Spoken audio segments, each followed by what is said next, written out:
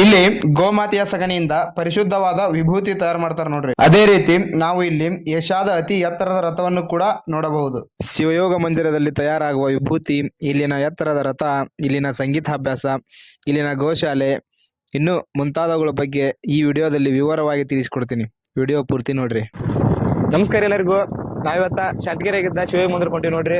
ಇಲ್ಲಿ ನೋಡ್ತಿರ್ ನಮ್ಮೂರು main road, ಅದ್ರಾಗ ನಮ್ಮ ಹುಲಿ ನಾನು ಹೊಂಟಿವಿ ನೋಡ್ರಿ. ಅಂತೂ ಇಂತೂ ಬಂದ್ಬಿಟ್ವಿ ಇಲ್ಲೇ. ಇಲ್ಲಿ ಬಂದಿ ನೋಡ್ರಿಪ್ಪ, ಮಲಪ್ರಭಾ ನದಿ ನೋಡ್ರಿ. ಇದು ಇಲ್ಲಿ ನಿಮ್ಗೆ ಇನ್ನೊಂದು ಇಲ್ಲಿ ವಿಶೇಷತೆ ಹೇಳ್ಬೇಕಂದ್ರ, ಮಂಡ್ಯ ಮತ್ತು ಮದ್ದೂರ್ ನಡುವೆ ಅಂತೇಳಿ ಒಂದು ಸೀನ್ ಐತಲ್ಲ, ಅದು ಇಲ್ಲೇ ಆಗೈತೆ ನೋಡ್ರಿ. ಬೃಂದಾವನ ಮೂವಿ ಒಳಗ ಇಲ್ಲೇ ನಿಂತಿರ್ತಾರ ಅವ್ರು. ಯಾರು? ಸಾಯಿ ಕುಮಾರ, ಇನ್ನೊಬ್ರ ದರ್ಶನ್ ಸರ್. ಇಲ್ಲಿ ನೋಡ್ರಿ, ನದಿ ಒಳಗ ಒಂದಿಷ್ಟು ಜನ ಧ್ಯಾನ ಮಾಡಕ್ ಕುಂತಾರ. ಇದನ್ನ ನೋಡಿ ನಮಗ್ ಬಾಳ್ ಖುಷಿ ಆಯ್ತು ನೋಡ್ರಿ. ಮೇನ್ ಎಂಟ್ರೆನ್ಸ್ಗೆ ಇಲ್ಲಿ ಕಾಣುತ್ತೆ ನೋಡ್ರಿ, ಜಗತ್ತಿನ ಅತಿ ಎತ್ತರದ ರಥಗಳಲ್ಲಿ ಇದು ಕೂಡ ಒಂದು. ಇಲ್ಲೈತ್ ನೋಡ್ರಿ ಈ ರಥನ. ಲಾಸ್ಟ್ ಟೈಮ್ ನಾವು ನೋಡಕ್ ಬಂದಾಗ, ಒಂದು ತಿಂಗಳದಿಂದ ನೋಡಕ್ ಬಂದಾಗ ಈ ತೇರಿನ ಮನೆಯಾಗಿತ್ತು. ಇದನ್ನ ನೋಡಕ್ ನಾವು 5 ರೂಪಾಯಿ ಟಿಕೆಟ್ ತಗೊಂಡ್ ಹೋಗಿದ್ವಿ. ಈ ರಥದ ಬಗ್ಗೆ ಇಲ್ಲಿನ ಮಹಾಸ್ವಾಮಿಗಳು, ಮಠಾಧಿಪತಿಗಳು ಏನ್ ಹೇಳ್ಯಾರ ನೋಡಂಬರ್ರಿ. ಇದು ರಥದ ಎತ್ತರ ಎಷ್ಟೈತಿ? ಇದು 75 ಅಡಿ ಎತ್ತರ.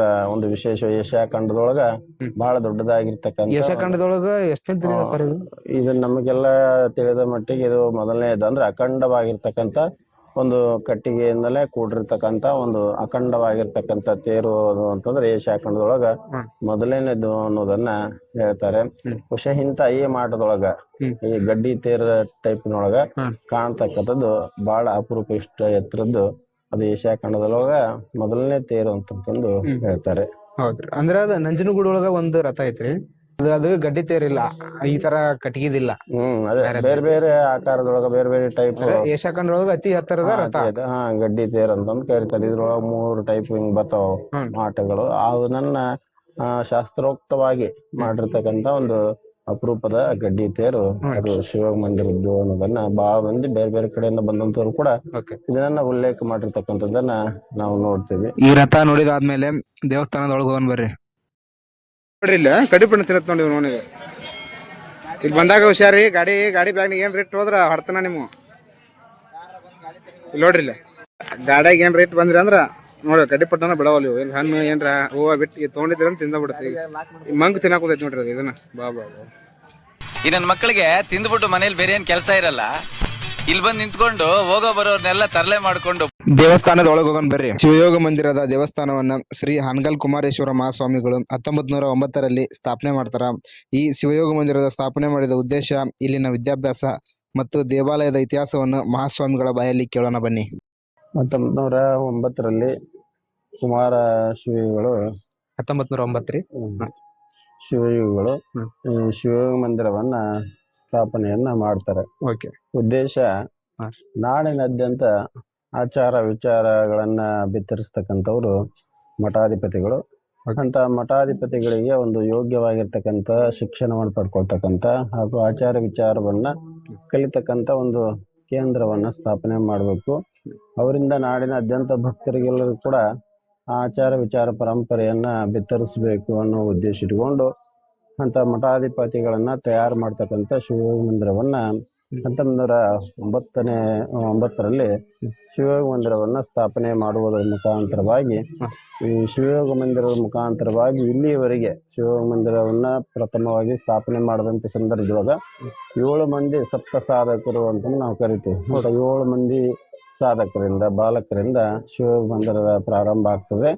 ತದನಂತರ ನಾಡಿನಾದ್ಯಂತ ಅಂದ್ರೆ ಕರ್ನಾಟಕ, ಮಹಾರಾಷ್ಟ್ರ, ಆಂಧ್ರ, ತೆಲಂಗಾಣ ಹಾಗೂ ತಮಿಳುನಾಡು, ಹೀಗೆ ಬೇರೆ ಬೇರೆ ರಾಜ್ಯದಿಂದಲೂ ಕೂಡ ಅಲ್ಲಿರ್ತಕ್ಕಂಥ ಮಠಾಧಿಪತಿಗಳನ್ನ ಇಲ್ಲಿ ಇಟ್ಟು, ಅಂದ್ರೆ ಬಾಲಕರಿದ್ದಾಗ ಇಟ್ಟು ಅವ್ರಿಗೆ ಶಿಕ್ಷಣವನ್ನ ಕೊಡಿಸ್ತಕ್ಕಂಥ ಒಂದು ವಿಚಾರವಾಗಿರ್ಬೋದು. ಇಲ್ಲಾಂದ್ರೆ ಇಲ್ಲಿ ಕಲಿತಿರ್ತಕ್ಕಂಥ ಒಟುಗಳನ್ನೇ, ಸಾಧಕರನ್ನೇ ಕರ್ಕೊಂಡು ಹೋಗಿ ಅಲ್ಲಿ ಮಠಾಧಿಪತಿಗಳನ್ನ ಮಾಡ್ತಕ್ಕಂಥ ಒಂದು ಕಾರ್ಯವನ್ನ ಇಲ್ಲಿವರೆಗೂ ಕೂಡ ನಡೀತಾ ಬಂದಿರತಕ್ಕಂಥದ್ದು. ಇಲ್ಲಿವರೆಗೆ ಸ್ಥಾಪನೆ ಆದಮೇಲೆ ಇಲ್ಲಿವರೆಗೆ ಸುಮಾರು ಸಾವಿರಾರು ಮಂದಿ ಮಠಾಧಿಪತಿಗಳಾಗಿ ತಯಾರಾಗಿ ಹೋಗಿರ್ತಕ್ಕಂಥದ್ದು.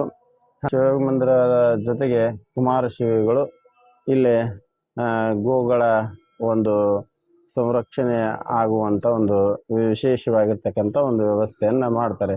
ಗೋಶಾಲೆಯನ್ನ ಪ್ರಾರಂಭ ಮಾಡಿ ಆ ಗೋಶಾಲೆಯ ಮುಖಾಂತರವಾಗಿ ರೈತರಿಗೆ ಕೃಷಿಯ ಬಗ್ಗೆ ಕೂಡ ಒಂದಿಷ್ಟು ಮಾಹಿತಿಯನ್ನು ಇಲ್ಲಿನ ಗೋಶಾಲೆಯನ್ನ ಮತ್ತು ಇಲ್ಲಿನ ವಿಭೂತಿ ತಯಾರಿಕಾ ಕೇಂದ್ರವನ್ನ ನೋಡೋಣ ಬನ್ನಿ. ಇದೇ ನೋಡ್ರಿ ಗೋಶಾಲೆ. ಇಲ್ಲಿ ನೂರಾರು ಗೋವುಗಳನ್ನ ನೋಡಬಹುದು. ಇಲ್ಲಿನ ಸುತ್ತಮುತ್ತಲಿನ ಗ್ರಾಮದ ರೈತರು ಇಲ್ಲಿ ಗೋಶಾಲೆಗೆ ಬಂದು ಗೋವುಗಳನ್ನ ಬಿಟ್ಟು ಹೋಗ್ತಾರೆ ನೋಡ್ರಿ. ಇಲ್ಲಿನ ಗೋಶಾಲೆಯ ಬಗ್ಗೆ ಮತ್ತು ವಿಭೂತಿ ತಯಾರಿಕಾ ಕೇಂದ್ರದ ಬಗ್ಗೆ ಪೂರ್ಣ ಇತಿಹಾಸವನ್ನ ಇಲ್ಲಿನ ಸ್ವಾಮೀಜಿಗಳ ಹತ್ರ ಕೇಳೋಣ ಬನ್ನಿ. ಬಂದಿರತಕ್ಕಂಥದ್ದು. ಹೀಗೆ ಗೋಶಾಲೆ ಜೊತೆಗೆ ಅಲ್ಲೇ ವಿಭೂತಿಯನ್ನ ತಯಾರು ಮಾಡ್ತಕ್ಕಂಥದ್ದು. ಗೋಶಾಲೆ ಒಳಗ ಎಷ್ಟು ಗೋಶಾಲೆ ಗೋಗಳು ಎಷ್ಟದು? ಈಗ ಸದ್ಯದ ಮಟ್ಟಿಗೆ 500ಕ್ಕೂ ಹೆಚ್ಚು ಗೋವುಗಳನ್ನ 500ಕ್ಕೂ ಹೆಚ್ಚು ಗೋವುಗಳಿದ್ದಾವೆ.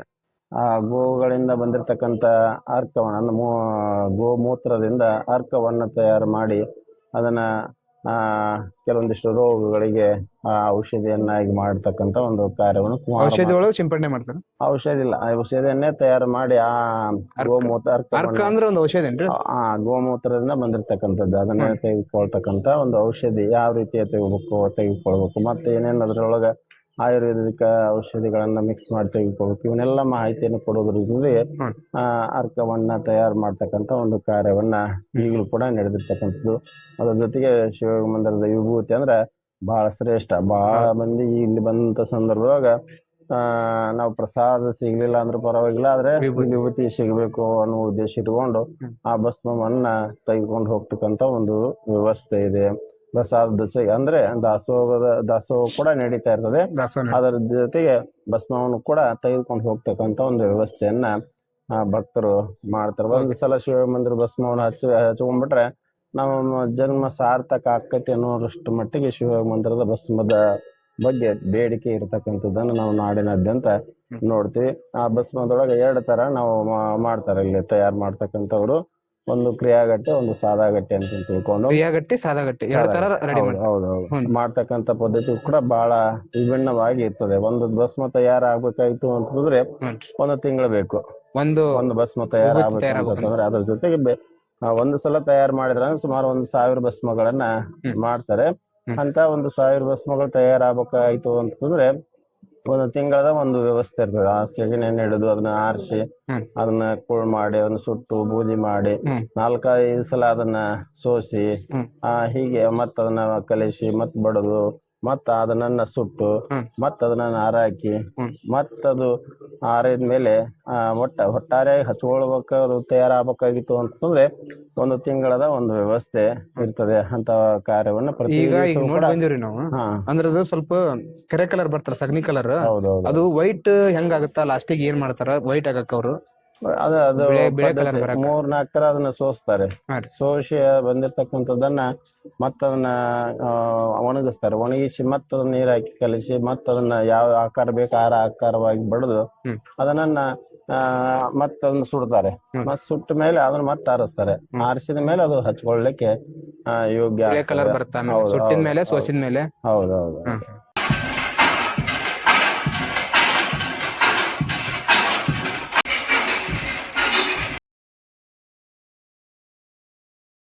ಬಂದೆವು ಗೋಶಾಲೆ.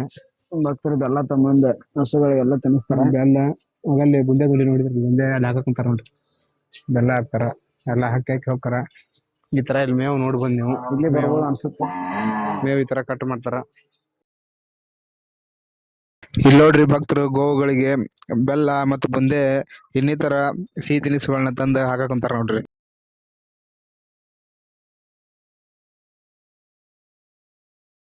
ಇಲ್ಲಿ ನೋಡ್ರಿ ಆ ಗೋವುಗಳಿಗೆ ತಿನ್ನಕ ಮೇವನ್ನ ಈ ಗುಡಾನೊಳಗ ಸ್ಟಾಕ್ ಮಾಡ್ತಾರ. ಇಲ್ಲೈತ್ ನೋಡ್ರಿ ಇದೆಲ್ಲ. ಇದು ಬಾಗಲಕೋಟೆ ಜಿಲ್ಲೆ ಬದಾಮಿ ತಾಲೂಕಿನಲ್ಲಿ ಬರುವ ಒಂದು ಪ್ರೇಕ್ಷಣೀಯ ಸ್ಥಳ. ಇಲ್ಲಿಂದ ಪಟ್ಟದಕಲ್ಲ ಮಹಾಕೋಟೇಶ್ವರ ದೇವಸ್ಥಾನ ಮತ್ತ ಬನಶಂಕರಿ ದೇವಸ್ಥಾನ ದೂರ ಆಗಲ್ಲ, ಇಲ್ಲೇ ಹತ್ತಿರದಲ್ಲೇ ಅದಾವ ನೋಡ್ರಿ. ಇದನ್ನೆಲ್ಲ ನೋಡ್ಕೊಂಡು ಆಮೇಲೆ ಅಜ್ಜಾರ ಹತ್ರ ಹೋದ್ವಿ ನೋಡ್ರಿ. ಸಂಗೀತವನ್ನ ಕೇಳ್ತಾ ಇದೀವಿ ಅಂತಂದ್ರೆ ಗವಾಯಿಗಳನ್ನ ಮುಖಾಂತರವಾಗಿ ವಚನ ಶಾಸ್ತ್ರಗಳಾಗಿರ್ಬೋದು, ಸಂಗೀತ ಶಾಸ್ತ್ರಗಳನ್ನ ಏನಾದ್ರೂ ಕೇಳ್ತಾ ಇದೀವಿ ಅಂತಂದ್ರೆ ಅದಕ್ಕೂ ಕೂಡ ಕುಮಾರಶಿವಗಳ ಕೊಡುಗೆ ಬಹಳ ಅಪಾರವಾಗಿರ್ತಕ್ಕಂಥ.